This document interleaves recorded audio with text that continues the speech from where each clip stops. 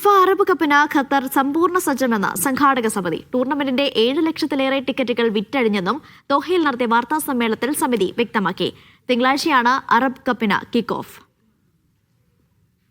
ലോകത്തുടനീളമുള്ള football ആരാധകരെ Arab കപ്പിലേക്ക് ക്ഷണിക്കുന്നതായി പ്രാദേശിക സംഘാടക സമിതി സിഇഒ ജാസിം അൽ ജാസിം പറഞ്ഞു. മികച്ച പ്രതികരണമാണ് ടിക്കറ്റ് വിൽപ്പനയിൽ ഇതുവരെ രേഖപ്പെടുത്തിയത്. വിറ്റഴിഞ്ഞ 7 ലക്ഷം ടിക്കറ്റുകളിൽ 2 ലക്ഷത്തിലേറെ ടിക്കറ്റുകൾ വാങ്ങിയത് ഖത്തറിന് പുറത്തു നിന്നാണെന്നും അദ്ദേഹം കൂട്ടിച്ചേർത്തു.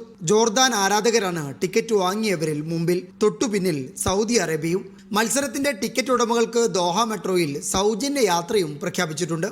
ഇന്ത്യക്കാരടക്കമുള്ള പ്രവാസി ആരാധക സമൂഹത്തെ ടൂർണമെന്റിലേക്ക് സ്വാഗതം ചെയ്യുന്നതായി ഫിഫ യൂത്ത് ടൂർണമെന്റ്സ് മേധാവി റോബർട്ടോ ഗ്രാസി പറഞ്ഞു.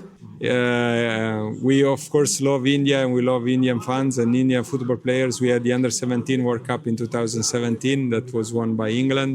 We had a full stadium for the final, so I think we were in India in 2022 for the Under-17 Women's World Cup, which was the first ever FIFA tournament in India for women's.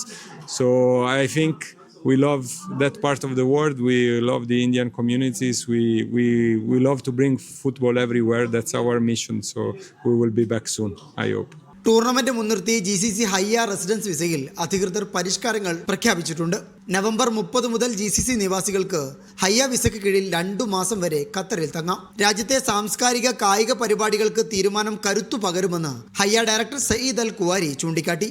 واكيد زدنا عدد الايام من 30 يوم خليناها 60 يوم، فمن استطاعت انه يحضر بطولة العرب واستطاعت يحضر اي فعاليات لاحقة مع بطولة العرب.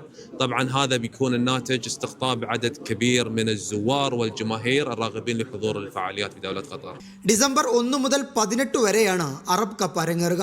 അൽബൈത്ത് സ്റ്റേഡിയത്തിൽ വൈകിട്ട് 5:30 നടക്കുന്ന ഉദ്ഘാടന മത്സരത്തിൽ ആതിഥേയരായ Qatar ഫലസ്തീനെ നേരിടും. Under-17 ലോകകപ്പിന്റെ ആവേശത്തിന് പിന്നാലെ ഖത്തറിൽ ഫിഫ അറബ് കപ്പിന്റെ ആരവം കൂടി എത്തുകയാണ്. ദോഹയിൽ നിന്ന് അബ്ബാസ് മുഹമ്മദ്, മീഡിയ 1.